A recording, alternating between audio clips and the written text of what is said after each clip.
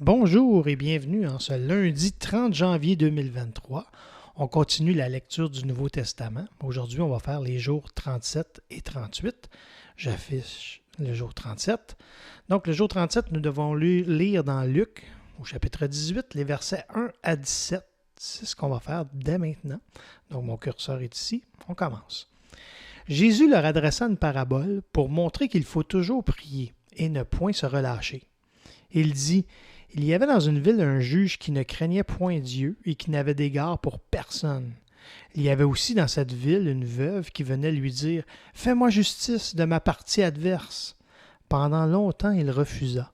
Mais ensuite, il dit en lui-même: « Quoique je ne craigne point Dieu et que je n'ai d'égard pour personne, néanmoins, parce que cette veuve m'importune, je lui ferai justice afin qu'elle ne vienne pas sans cesse me rompre la tête. » Le Seigneur ajouta: « Entendez ce que dit le juge inique. Et Dieu ne fera-t-il pas justice à ses élus qui crient à lui jour et nuit, et tardera-t-il à leur égard? Je vous le dis, il leur fera promptement justice. Mais quand le Fils de l'homme viendra, trouvera-t-il la foi sur la terre? » Il dit encore cette parabole en vue de certaines personnes se persuadant qu'elles étaient justes et ne faisaient aucun cas des autres. Deux hommes montèrent au temple pour prier. L'un était pharisien et l'autre publicain. Le pharisien, debout, priait ainsi en lui-même: « Ô Dieu, je te rends grâce de ce que je ne suis pas comme le reste des hommes, qui sont ravisseurs, injustes, adultères, ou même comme ce publicain. Je jeûne 2 fois la semaine, je donne la dîme de tous mes revenus. » Le publicain, se tenant à distance, n'osait même pas lever les yeux au ciel, mais il se frappait la poitrine en disant: « Ô Dieu, sois apaisé envers moi qui suis un pécheur. » Je vous le dis, celui-ci descendit dans sa maison justifié plutôt que l'autre, car quiconque s'élève sera abaissé, et celui qui s'abaisse sera élevé. On lui amena aussi les petits-enfants, afin qu'il les touchât. Mais les disciples, voyant cela, reprenaient ceux qui les amenaient. Et Jésus les appela et dit: « Laissez venir à moi les petits-enfants, et ne les empêchez pas, car le royaume de Dieu est pour ceux qui leur ressemblent. Je vous le dis en vérité, quiconque ne recevra pas le royaume de Dieu comme un petit enfant n'y entrera point. » Donc, les deux versets retenus dans cette lecture sont les versets 7 et 8. « Et Dieu ne ferait-il point justice à ses élus, qui crient à lui jour et nuit, et tarderait-il à leur égard? Mais quand le Fils de l'homme viendra, trouvera-t-il la foi sur la terre? » Donc la réflexion. Ici encore, Jésus, la bonté et la fidélité de notre Père sont mises en évidence. Puisse-t-il trouver en moi une foi de petit enfant, humble et confiante?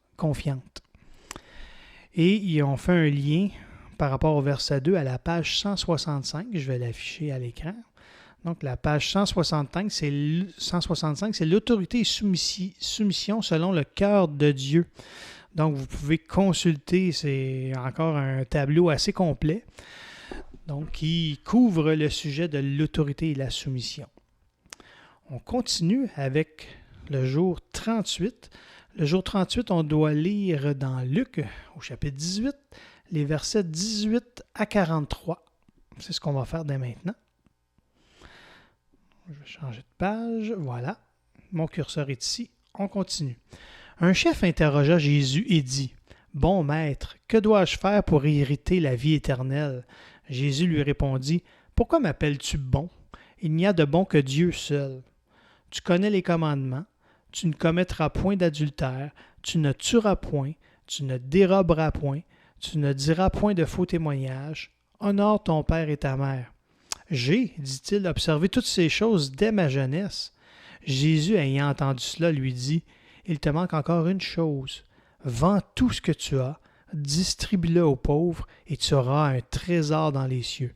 Puis viens et suis-moi. » Lorsqu'il entendit ces paroles, il devint tout triste, car il était très riche.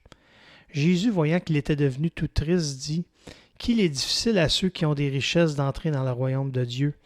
Car il est plus facile à un chameau de passer par le trou d'une aiguille qu'à un riche d'entrer dans le royaume de Dieu. » Ceux qui l'écoutaient dire: « Et qui peut être sauvé? » Jésus répondit, « Ce qui est impossible aux hommes est possible à Dieu. » Pierre dit alors, « Voici, nous avons tout quitté et nous t'avons suivi. » Et Jésus leur dit, « Je vous le dis en vérité, il n'est personne qui, ayant quitté à cause du royaume de Dieu sa maison ou sa femme ou ses frères ou ses parents ou ses enfants, ne reçoivent beaucoup plus dans ce siècle-ci et dans le siècle à venir, la vie éternelle. »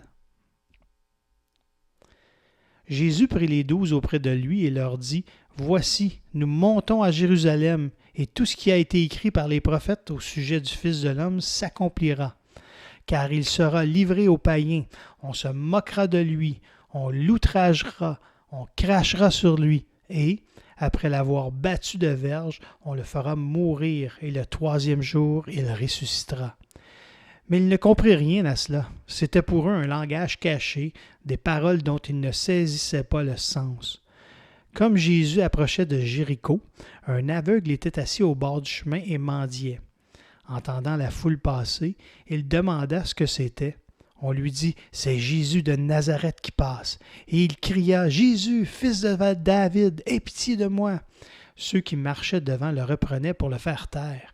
Mais il criait beaucoup plus fort, « Fils de David, aie pitié de moi. » Jésus, s'étant arrêté, ordonna qu'on le lui amène, et, quand il se fut approché, il lui demanda, « Que veux-tu que je te fasse? » Il répondit, « Seigneur, que je recouvre la vue. » Et Jésus lui dit, « Recouvre la vue, ta foi t'a sauvé. » À l'instant, il recouvra la vue et suivit Jésus en glorifiant Dieu. Tout le peuple, voyant cela, loua Dieu. Donc, les 2 versets retenus ici sont les versets 29 et 30. « Il n'est personne qui, ayant quitté à cause du royaume de Dieu, maison, femme, frère, parents ou enfants, ne reçoivent beaucoup plus dans ce temps-ci et dans le siècle à venir la vie éternelle. » La prière réflexion. Merci Jésus pour cette affirmation et cette promesse. On est toujours gagnant de marcher avec toi sans réserve. Le tableau de la page 22 qu'on a déjà vu est en lien ici. Je vais vous le remontrer. Donc, le tableau en bas, le disciple et les bénéfices qui en découlent. Donc, je pense que c'est assez clair. Je vous laisse le consulter. On se revoit demain. Bonsoir.